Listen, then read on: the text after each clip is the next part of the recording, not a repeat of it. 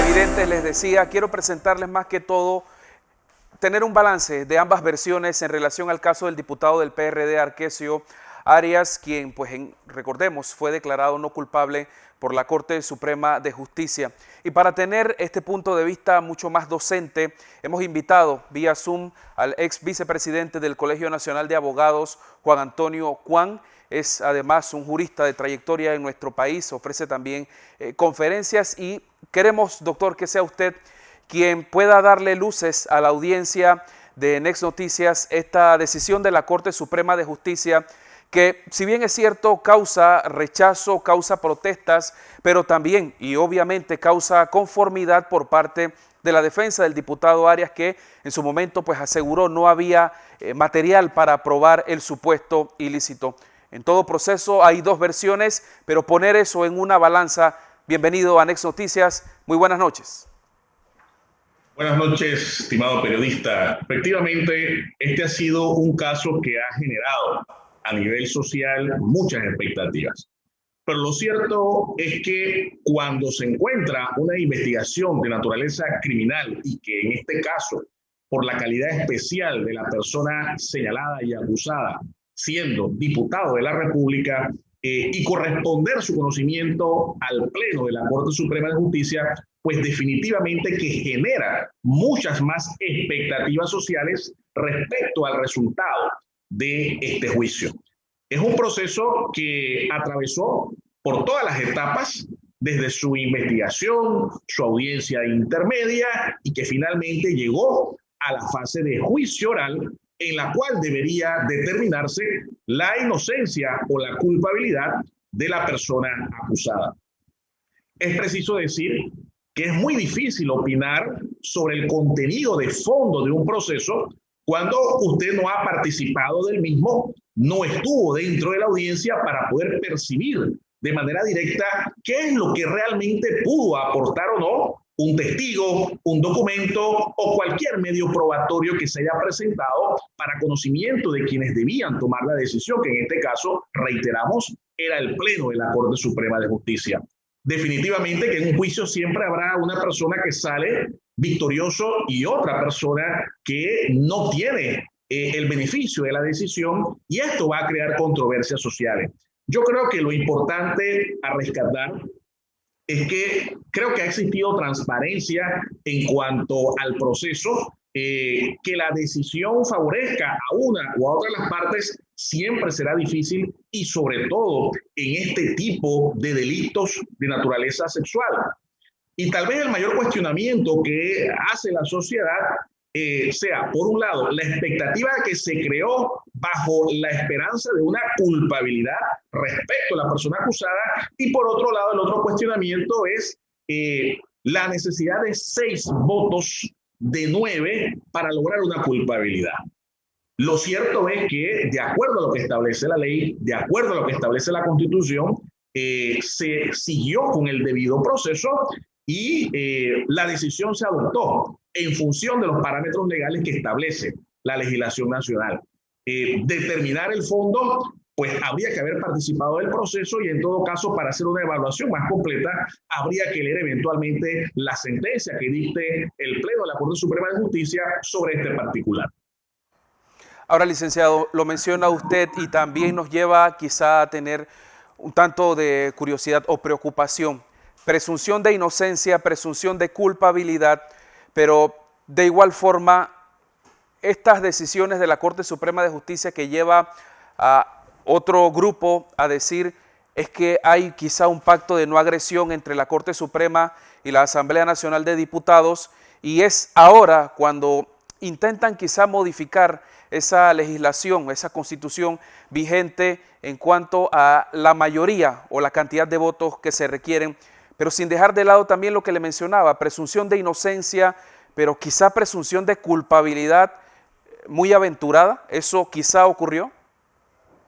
Bueno, mira, yo creo que habría que distinguir dos cosas. Por un lado, que toda persona que es señalada dentro de una investigación, desde los convenios internacionales, la Constitución, la ley, reconocen su estado de inocencia, y que ese estado de inocencia debe respetarse hasta que exista una sentencia condenatoria en firme que haga tránsito a cosas juzgadas. Eso como punto de partida. Sin embargo, es muy natural que socialmente se generen estas expectativas sociales de las cuales se deriva precisamente esa presunción de culpabilidad. Y es muy difícil luchar contra eso, y eso pasa en todos los países.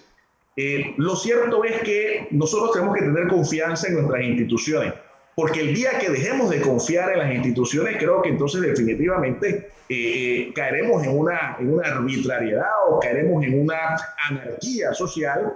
Y si tenemos reparos que hacer a las reglas legales o a las reglas constitucionales, pues definitivamente lo que tenemos es que aprovechar esos momentos de cambio legislativo o de cambios constitucionales que diversos grupos están solicitando para hacer aquellas reformas al proceso de juzgamiento de altos funcionarios que nos den la mayor seguridad posible de que los resultados se ciñen a la realidad de los hechos y a la realidad de las pruebas. Doctor, si bien es cierto, pues es una decisión de la máxima corporación de justicia de nuestro país, esto termina aquí, ni la defensa ni la querella tienen posibilidad de más nada. Bueno, de acuerdo a lo que establece nuestro Código de Procedimiento Penal, las únicas acciones que quedan salvaguardadas son las acciones constitucionales, bajo el parámetro de que se quiera entender por quien se sienta afectado por la decisión de que hubo alguna pretermisión constitucional.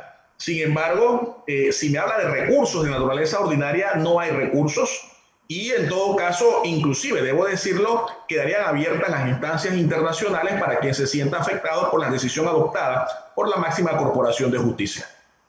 Lo cierto, doctor, es que situaciones como estas llevan a reavivar el debate de cambios constitucionales, de cambios en leyes, porque leía que si la persona hubiese sido un panameño común y corriente, una cantidad de votos como esa quizá hubiese resultado en una condena. Son conjeturas y situaciones o cuestiones que vemos en redes sociales. Bueno, definitivamente que en la justicia ordinaria, siendo que las causas se someten ante un tribunal de juicio integrado por 3 jueces, la decisión se adopta por mayoría de votos. Igual, aquellas causas que se someten ante jurados de conciencia también es por mayoría de votos. Y habría entonces que hacer una revisión de los parámetros legales si no nos gustan tal y como están, para buscar eventualmente un cambio constitucional que se refleje al mismo tiempo en cambios legales. Pero lo cierto es que creo que también la ciudadanía lo que busca es que esas mismas garantías que se respetan en juzgamientos de altos funcionarios se respeten también a nivel de los juicios y los procesos que se siguen al común de los panameños. Creo que ese debe ser el parámetro hacia la justicia ordinaria. Y ahora muchas personas, en base a esa decisión, dicen una serie de acusaciones, de magistrados vendidos, de pacto de no agresión, pero también es necesario evaluar el papel de un magistrado fiscal, sea Olmedo Arrocha o sea, en su caso, el magistrado que funja como fiscal en cualquier causa, de poder probar su teoría del caso ante el resto de los magistrados. Definitivamente que en este caso se proyecta más el resultado público de los procesos, pero es algo que ocurre todos los días en los tribunales ordinarios. Hay veces que los fiscales ganan, hay veces que los fiscales pierden, igualmente las defensas, a veces se gana, a veces se pierde, y el propósito de llegar a un juicio oral es precisamente poder demostrar a través de los medios probatorios su teoría del caso.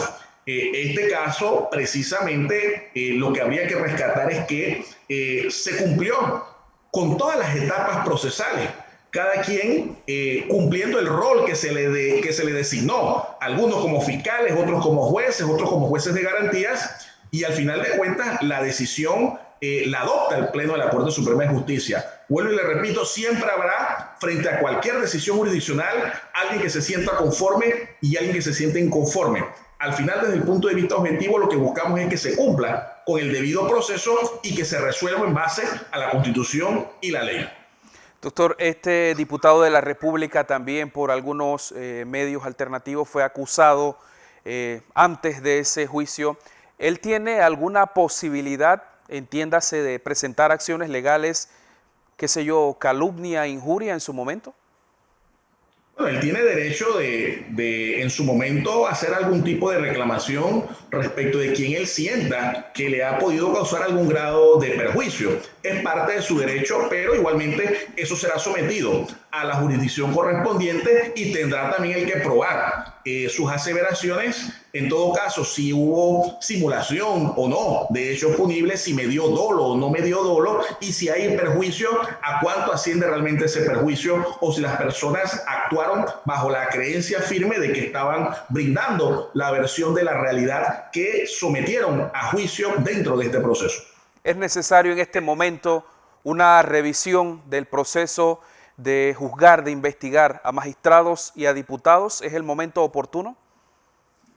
Mira, yo no lo diría por este caso en particular. Yo he sostenido en diferentes momentos que el proceso para juzgar magistrados, diputados y diferentes funcionarios que tienen prerrogativas funcionales debe tener un cambio y debe generarse la mayor igualdad posible al proceso al cual se somete a cualquier ciudadano de la República. Yo creo que la ciudadanía se sentiría más segura si todos estamos siendo juzgados bajo las mismas reglas, bajo los mismos parámetros, siempre respetando la institucionalidad de una administración de justicia que todos esperamos sea objetiva. Como siempre, muchísimas gracias por la docencia a la audiencia de Next Noticias en directo en el Noticiero Estelar. Muchas gracias, pase buenas noches. Buenas noches, gracias a ustedes.